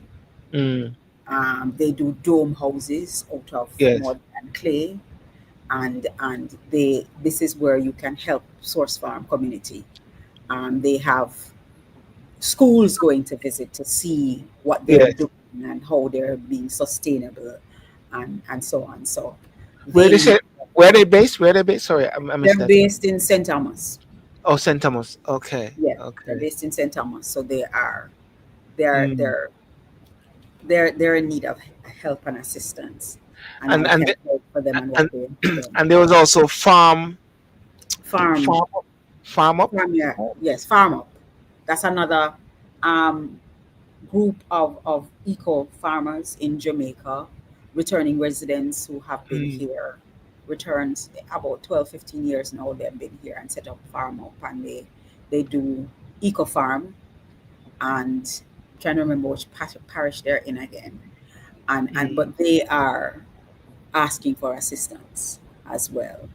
I don't know if you saw this, but somebody shared that video with me, and I said, wow, I wish I had seen this before. There's a Jamaican banana farmer. He cut off sorry. Yes, you saw it. He cut off the banana, and I'm like, oh my God, all the bananas in the field are still standing. Say it again. Explain to Rosemary. Rosemary, have you seen it? Rosemary? No, I have not seen it. I'm just writing it down so I can go search for it. I can't share it with Silburn, and Silburn share it with you. Oh, great. What it is that he cuts off the branches. Yes. Of the banana tree. Am I correct? The leaves. He cuts off the leaves. Yeah. And it stood. It withstand. All of them are standing. As far as your eyes could see. Yeah. The banana plantation was standing. Every banana there was standing. There was, and it talks about us, our creativity, our resilience as Jamaicans. And our smartness. And our smartness. You're smart. And when somebody said to him, how did you come up with this? He said, Jaja, speak to me. Tell me what to do. Jaja, tell me what to do. I'm going to follow Jaja. Yes. Jaja. See there?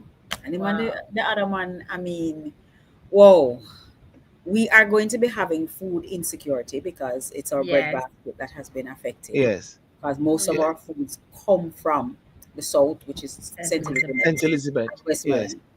All our vegetables, all our melons, all of that, our tomatoes is from that side of the world. That's where we are losing. Yeah. Will it be a situation whereby there will have to be some recycling of some other areas where emphasis is placed in farming or so like that until we get back around to St. Elizabeth? Because you're gonna find when Beryl hit, that started happening. Yeah. When Beryl hit, because remember that was the same place that was hit during Beryl. Clarendon. And persons started encouraging persons to do backyard gardening, to farm in other areas, other produce, and so on. But I don't know. St. Elizabeth seemed to be the place where whatever they plant down there, it grows in abundance, and it grows more than anywhere else. you know, that the soil consistency down in St. Elizabeth is just special. Yeah. Yeah. Rosemary, can you just stand up for Jamaica, Carla? Carla was my guest the other day. Yes. Let's talk us about stand up for Jamaica, because they're doing some fantastic work as Yes, well. Stand Up for Jamaica. For listeners who do not know, they have been supporting vulnerable communities, and basically helping and protecting human rights and justice for more than 20 years in Jamaica. Well, longer than 20 years Yeah. in Jamaica. And, you know, Carla's been getting calls from the various communities asking for food and assistance. And so they've started a GoFundMe. That their goal is 13,000 US dollars. They're at over 6,000. So we're asking for any small donation. What Carla does is not only food delivery, repairs, they, especially people with small children, it's also a focus, mothers with small children of her group. Young also, she has or in the care of those who are not incarcerated but pretty much in lockup also. There's the girls who are in the reformatory school that she supports, and so on and so forth. So there's a lot of she also helps to deliver, or she delivers packages also to these communities. And so we're asking to support the GoFundMe. She's been around for a long time. I have helped her. I represent Stand Up for Jamaica here in Germany. Every year, my birthday party is a donation in December, is an opportunity for donation. We help to support gynecological help for the incarcerated girls and so on. But Carla also has the shelter in Portland for the insane people, and that's a project that's going really, really well. So Christmas is coming, you know, it's a lot of all that stuff to think a little bit further. But right now, the need is for food packages and basic support for those vulnerable groups in the various communities. Yeah. Yes. And for the record, Carla has been a regular on my show a few times Yes. as well. She was Yes. on it a couple of weeks ago as well. Yes. And she, you know, one of the things with Stand Up for Jamaica is that with the USAID, with the cut, they were also being cut a lot of Yes, their support. their funding just went. And you know, Carla's been someone who has been supporting Jamaica all these years. I remember back in the day when, you know, she was standing there demonstrating for certain things, a lot of Jamaicans for human rights and justice, you know, when people were scared to go out there and stand, they let the white lady stand, you know, let her do it. And she stood there for us. And been there for all these families and these communities. So we really would love to ask for support for her too, from our listeners. And I certainly, she has my unwavering support, and also in my community here, trying to get assistance to her. As you spoke about community, I was trying to get some information about Manning's Boys Home in Southfield in St. Elizabeth. Have not been able to get any information on that home. Maybe later on in the week, I'll be able to get some information. The Red Cross is focusing, the Kingston chapter of the Red Cross is focusing on the deaf community. Yes. So the vulnerable community. So they're looking at the deaf community, see how they can provide assistance. Yeah. Before I close off, a comment which came in here, because I'm going to say it. Don't sell your land, people. Remember, foreign investors soon fly in. Have you sort of hearing some of those sort of Yes, talks? I have been. And people have been saying that we must be woke, because with this idea of rebuilding, yes, persons might not have the resources to rebuild, and somebody will come in and say, look here, let me take this off you. So persons, I've been getting in my feed, persons have been messaging me and saying, look here, everybody want a piece of Jamaica. Everybody wants a piece of the pie and they have their own agendas. And please tell our family members not to sell anything, keep it in the family. That's the kind of message that I've been getting. Well, Rosemary, what do you think? Do you think the Jamaica that there's a system that should be able to protect the country at this time? Because we know when these things happen, persons are going to come in with their resources and everything to capitalize. And I think there are always very unscrupulous people around, cheaters. Look at the fake websites that they set up, taking advantage of a situation like this to rob people about donations. Look here, Minister never move very far. Exactly. Minister never move very far. Let me exactly. And they started, and immediately there was about like 10 websites up. Right. So people, we have to be on our P's and our Q's, as you say, but we have to protect each other. That's it. What Silborn said. You know, the mechanism is that we should say before anyone sells, consult so on. So, you know, we have to get that, nothing like that being done. And we have to have the trust of not only our government, but the agencies that are going to put that in place. I would like to encourage everyone. I don't know everything, but I know that there is going to be help. Especially even for people in their reconstruction and so on. It might not be that perfect as you go along. You know, it might be something temporary at first, but it's going to have to happen even in the longer term, because as you know, we have to decide how this money is going to work, or, you know, what's it going to be used for, this protection that we had, that was taxpayers' money that paid for that, right?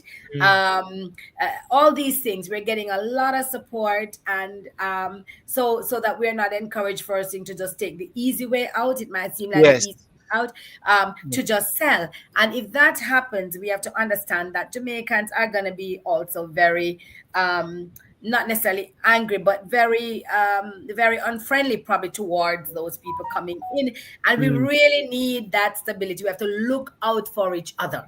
I think that's the most important thing. Look out for each other. We focus on getting through this one day at a time, supporting each other, finding unity, and having and feeling that we can trust a system that's going to be fair this time. Yes. I still have an aunt. I still have an aunt and a cousin down in Portland Cottage that are waiting now. I think it's their sixth storm that they're waiting. Wow. The government agencies have come to them, all of that. I posted it today on the Observer, went to them. I'm not making up a story. I didn't even know the depth of that situation back there. I hadn't seen my aunt in a very, very long time. But I had to post her story. 87-year-old, lost her roof, parts of it, and then got back part of it, and then came burial, and they came and said that, you know, there was going to be assistance because there were donations, right? And until this day, and now Melissa came and took, you know, the other half of it, and you know how that goes. And so they're waiting. So yeah, let's not make the wait too long. Like Dr. Hamilton said, right now, the basic things for food, and then go on to that, and not sell your land. Don't sell your land. I think that's the last message. That's a key message which needs to go out there. And someone said really to help spread the message. And it's very important that, and I'll be speaking to Roger, or my former guest as well, and persons about really getting that message through, because as you said, when people back is against the wall and the money come to them, you don't think rationally, and that's one of the things in terms of social workers. We are looking at the trauma, the emotional trauma. Yes. We are looking at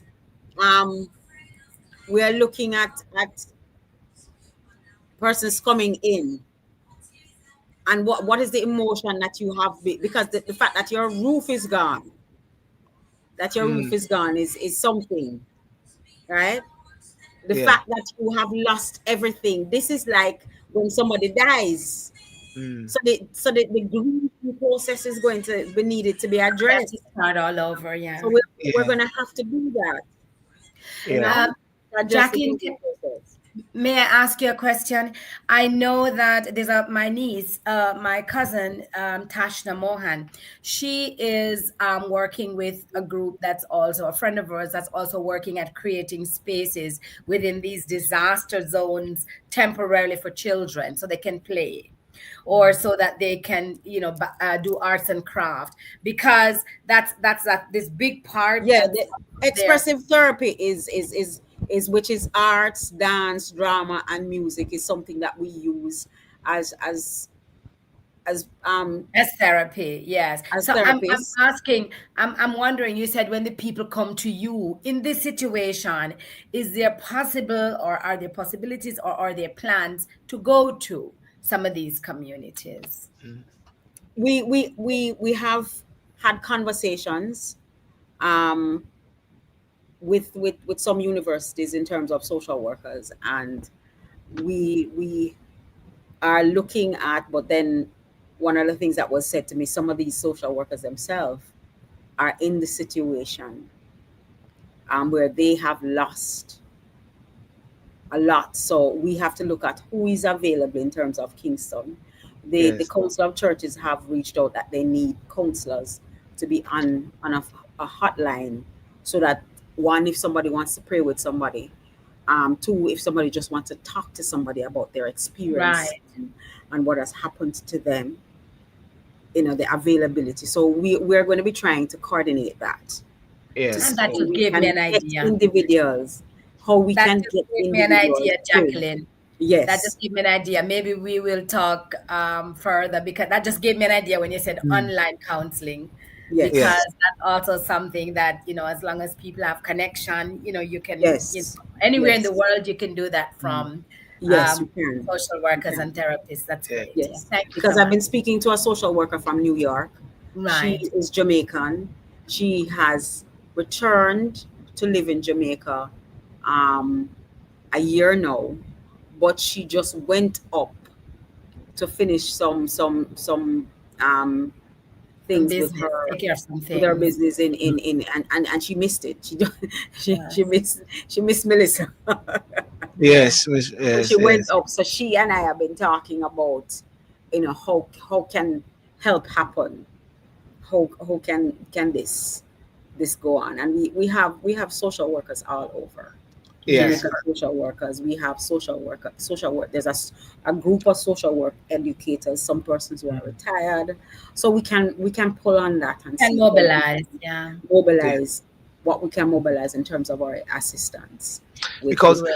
persons who because need because psychosocial support. because definitely there's going to be needing volunteers in the area of building, volunteers in the area of social work, Yes, volunteers in the areas in all different aspects. Now it's all hands on deck, yes, really. And yes, I said to someone, I did a video because they were saying Jamaica. Someone was saying Jamaica is not beautiful anymore, and I said you're missing out on something. It is not the land of wood and water that makes Jamaica beautiful; it's the people. Right. So That's what true. I said. amen. I said it's the Speak people, and it. Yeah. it is the Yeah. people. Yes, It's the yes, It is the people. people. And one of the things when these things happen, Jamaica really pulled together as Together. much as possible, and they put the P and the J's on those things aside, really and truly, which we yes, just and we come Yes. together. They have to all put come that together. P and that J. Yeah, Yes. Yes. Yeah, yeah. man. But anyway, thank you guys for coming on, and Rosemary for staying with me. What time is it there in Germany now? 1 o'clock. It's now shortly to one. Yes. Go on. Wow. Anything Wow. for stillborn and anything for Jamaica. That's All always, it's right. been that all my life. When I was in the Yes. States, when I was in France, and now here in Germany for 23 years. Yeah. But Yes. Wow. Jamaica. Mm. Wow. I'm still Jamaican. I haven't even given up my citizenship. It's so she put I've her been How flag much you behind. married got behind her 21 now? years. For 21 Yes. years in America, I said Mm. no. In France, I said no. And we're still holding out here. Still want a And Yes. Jamaican and and passport. and every time you have racing over there representing Jamaica by the Yes, gores, they she's always there. say the Jamaican lady coming. That's wonderful. That is wonderful. Yes. Yeah, Well, Jacqueline, it can't be I love removed. your headpiece also. I have to get some of that material Yes. myself. Yeah, Yeah. man. Yes, yes, what do you call it? What yes. do you call that? The what do you Bandana. Bandana. Bandana. bandana. Yeah, my daughter was I'm a talking very about it for Black proud History Month. Jamaican. Yes, And yes, I have yeah. the I tend to go for the bandana. I have a dress, I Mm, have a jacket, I have a pantsuit. Yeah. Me mm. and the bandana. The bandana is my Yeah. thing. Yeah. Do you know if anything happened to hair? No, we have not heard. That's all curious there, you know. Yes, we haven't heard anything. Yeah, We that's. haven't heard I anything. took that picture, you know, when I was in Jamaica last year. That Okay. picture there, right at White River there. You know, I'm trying to say. Yes. No, Right. don't know. Yeah. Well, listen, Jackie. Thank you so much again, and Thank you some for mission. having me. Yes, and we keep in touch. Good morning, and thanks for having you in the UK Yes, as yes. well. And it's good evening here. Good evening there. Yes, It's yes, it's Thank almost you, 7 o'clock. Jackie. yes, Yes. yes. Nice All right. meeting you, Rosemary. And Okay, we Yes, I'll make sure I exchange the details yeah. for you yes, guys. yes. Silburn is very much a connector, because he's always connecting me Yes, to people, and yes. we always end up doing work together. My Yes, my my Simon is my also a great my connector. my father always say I'm the one that connect the families. I'm like the good nucleus that linking everybody, you know. Yeah, there's always one of those. There's always one of those. All right. Well, listen. Have a good night, and thank you so much. And as I've said, this is my way of actually trying to connect Jamaica and try to do the best thing as much as possible, because a lot of people wanting the direction and the guidance, and I just try my best to give them the best direction, because even with the fake bank accounts and all those sort of things, that was so amazing and so shocking, you know, because you have genuine people in the diaspora, not Jamaicans but want to help. So they see something like supportjamaica.org. Oh, that makes sense. And I can bet you Mm-hmm. those websites are going to look so really of Jamaicans and all Right, those sort of Right, things, you know. But we got to be right. yeah. vigilant as well. All right. Okay. All right, So thanks very much. take care. Bye bye, Thank Yes. you. Rosemary. Bye. All the best. Have a great evening. Thank you. Yes. Bye bye. Bye Bye Take care bye. bye. yourself. Take care yourself. Bye bye. Bye bye, guys. Thank you so much. Peace out. Yep.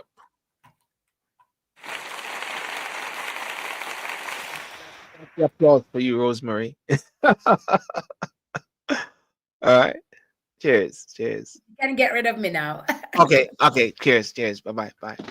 Okay, guys. Well, listen. I want to thank you so much for coming on tonight, and I hope it was very what should I say, interesting and informative as much as possible, as we try to keep that connection with Jamaica as much as possible. For those on TikTok, hey, Mr. Faruk, how are you? For those on TikTok, thank you so much for joining.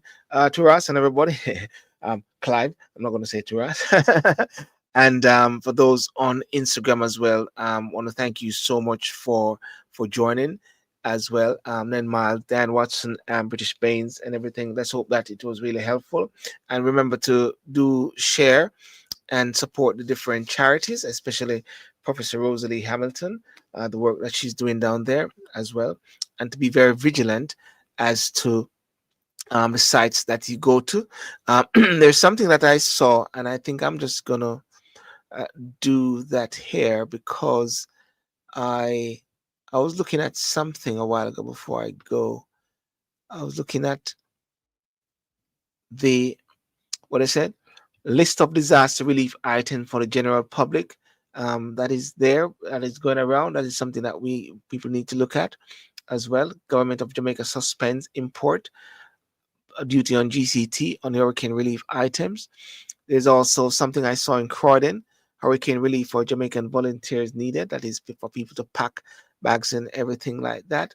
And you're seeing um, the army coming out there. You're seeing Shaggy there doing work as well, and different persons. You got Ramesh and different persons. So the all Jamaicans hands on deck as well at this time, as they support Jamaica and support the hurricane relief efforts, which is very helpful at this time. So without further ado, I'm going to say have a good night and all the best. And thank you so much for joining. Remember to like and share and comment as well. Peace out. Bye bye. Thanks.